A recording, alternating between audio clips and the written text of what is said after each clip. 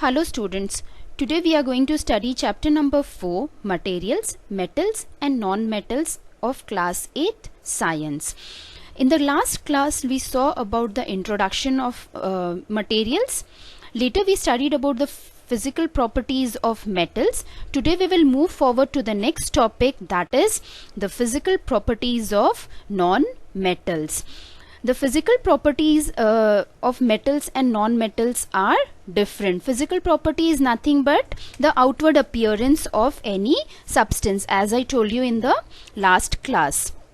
Let us see the physical properties of non-metals one by one. The first one, they are soft. Okay, like for example, if you see plastic, if you see chalk, these are all non-metals, and if you see the nature, they are soft.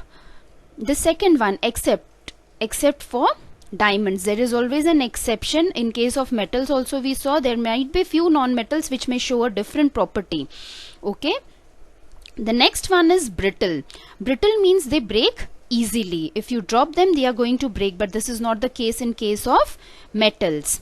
They are dull. They don't have a shiny appearance. They do not have luster. They are dull. Like in the picture, if you see phosphorus, sulfur, these are all non-metals, but you see that the appearance is dull. The next one, they are insulators. In your earlier classes in the chapter electricity, you have studied about good conductors and bad conductors of electricity, in which you saw insulators and conductors. Insulators are nothing which allow the electric current to not pass through it, are called as insulators. And if you see the wires that are used in our house, they have insulators surrounded to them so that we do not get a shock. And the wire, the coating on the wire which is there, it is of plastic. So that is a non-metal. So non-metals, they are all insulators. Like for example, in the picture, if you see this female is having a wooden spoon, right? If you stir the things in the kadai with the help of a wooden spoon, you will not feel hot. Why? Because wood is bad conductor of heat and electricity. So all non-metals, they are insulators. Non-metals are mostly colored gases. Like in the picture, you see an example of non-metal, that is bromine, and you can see that it is a colored kind of a gas.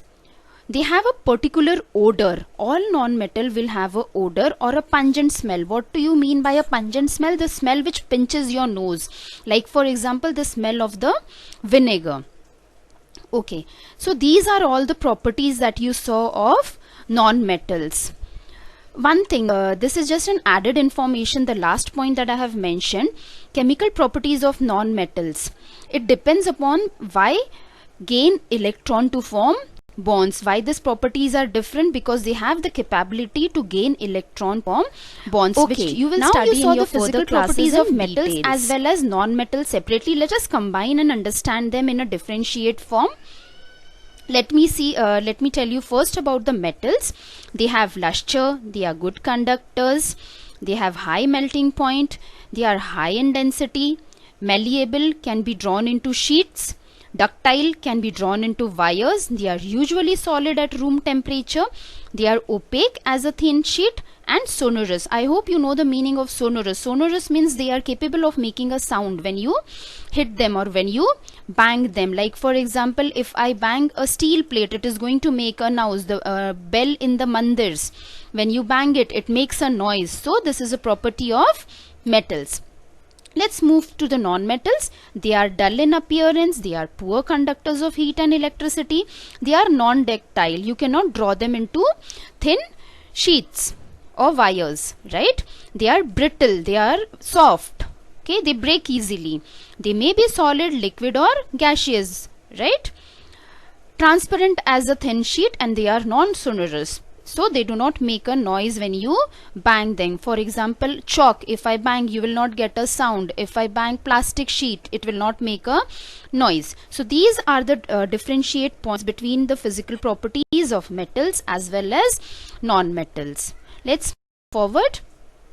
Okay, an activity is mentioned in your book in which they are trying to test different materials, metals as well as non-metals, to see whether it is a good conductor or poor conductor of electricity. Just by me saying that iron nail is bad conductor of electricity, you should not agree. You should look for the facts behind it, or you should be able to prove that yes, it is a good conductor of electricity. So in science, how am I going to prove that iron nail is a good conductor of electricity? This is a circuit diagram that you are seeing over here. This is a battery. You have studied this in your earlier classes, right? This is the arrangement of a circuit diagram.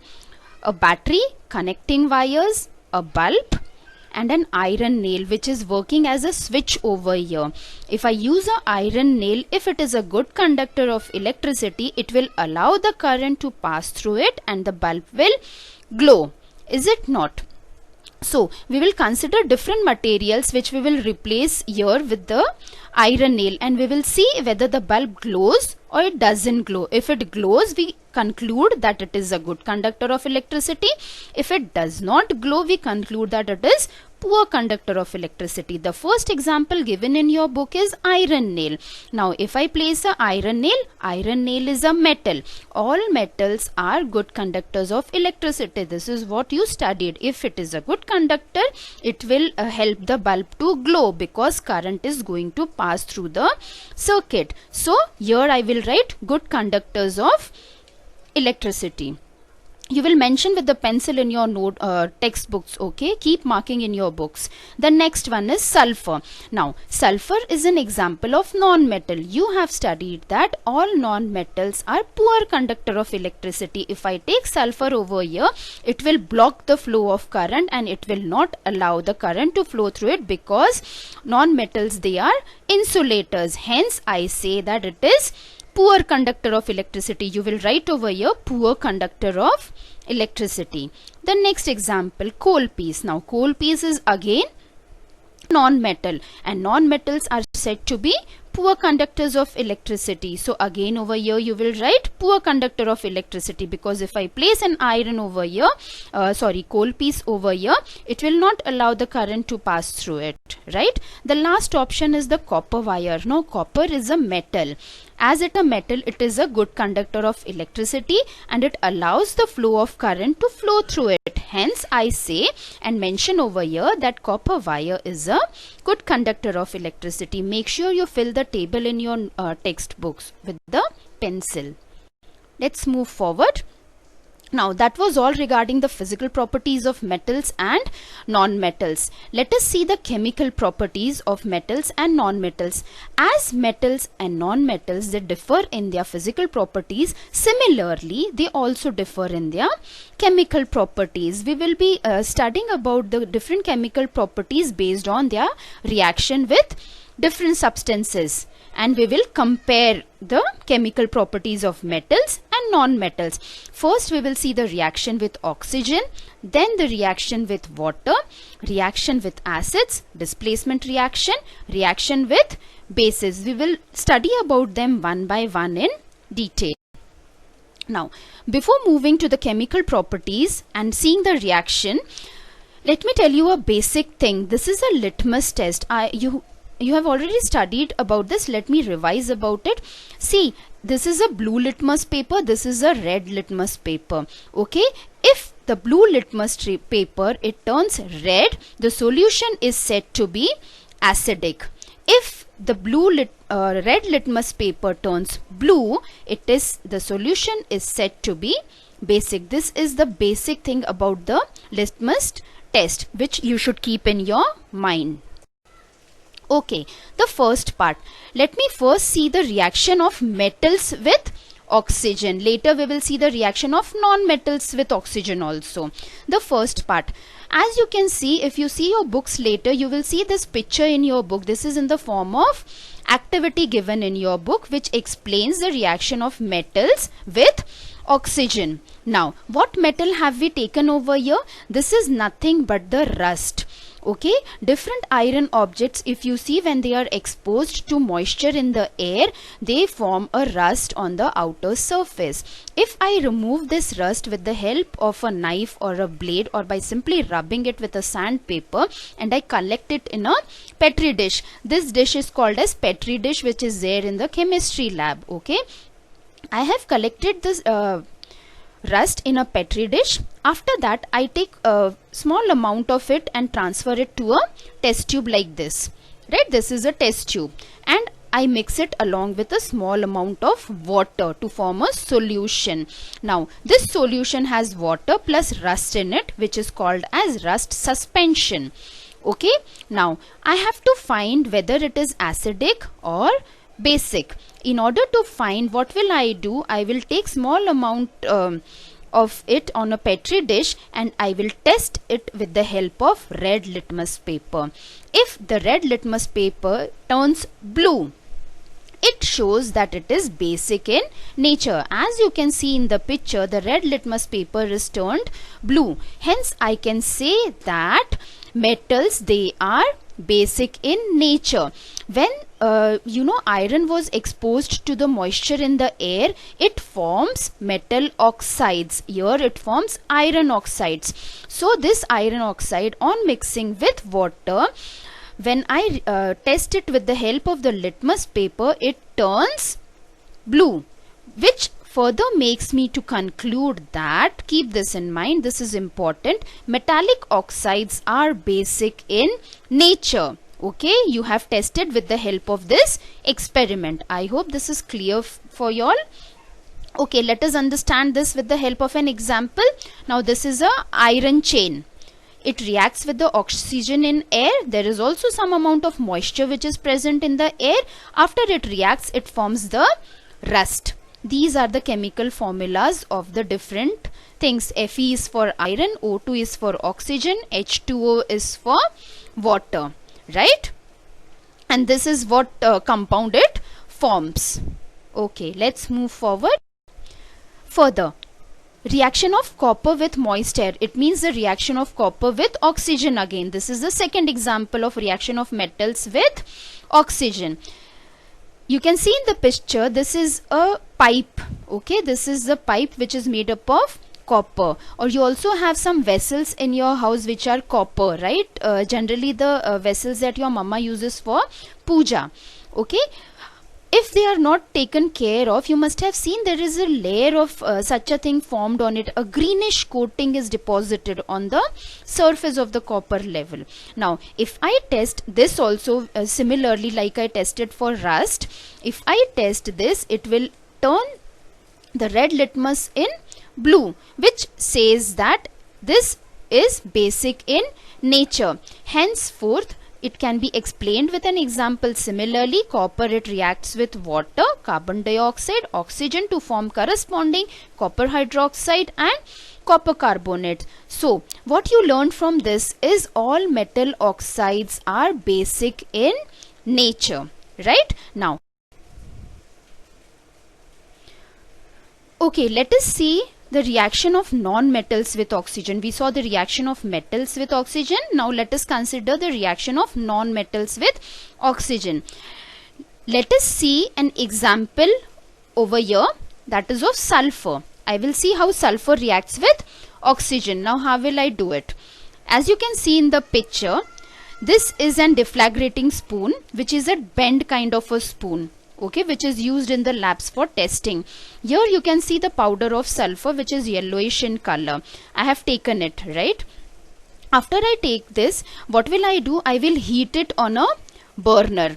As I start heating, you will see fumes coming out of it. As soon as you see the fumes coming out of it, I am going to insert this deflagrating spoon in this cylindrical jar with a lid. Okay, as soon as I insert this, I will allow all the gas to collect in the cylinder and I will cover the lid immediately. Okay, after I see that sufficient amount of gas is collected over here, this is nothing but sulfur dioxide. Sulfur is reacted with oxygen in the air and this is nothing but sulfur dioxide, right? I will remove the spoon slowly outside, and what I will do, I will add small amount of water to this jar.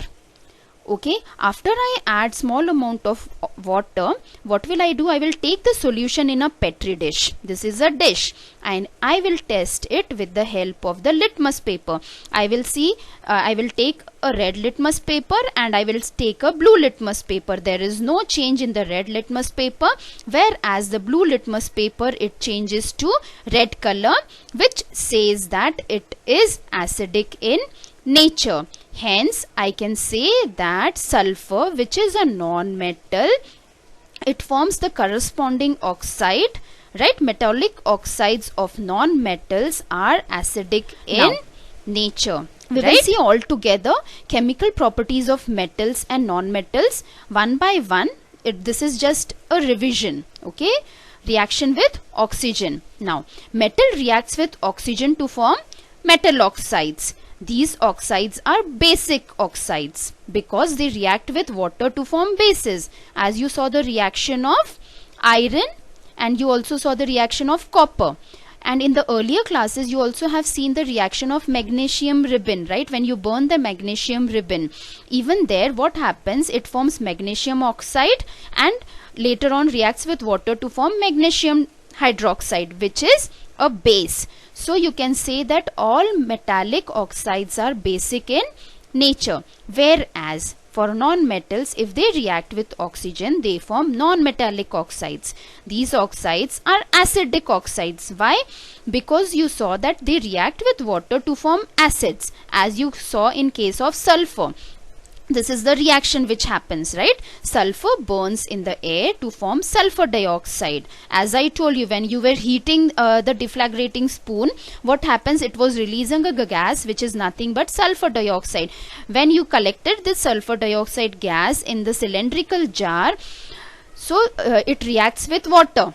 Sulfur dioxide, it reacts with water and form sulfurous acid, and when you test it with the litmus paper, it turns red, which says that all non-metallic oxides, they are acidic in nature. That's all for today's class, right? We will study about the further topics in our next class.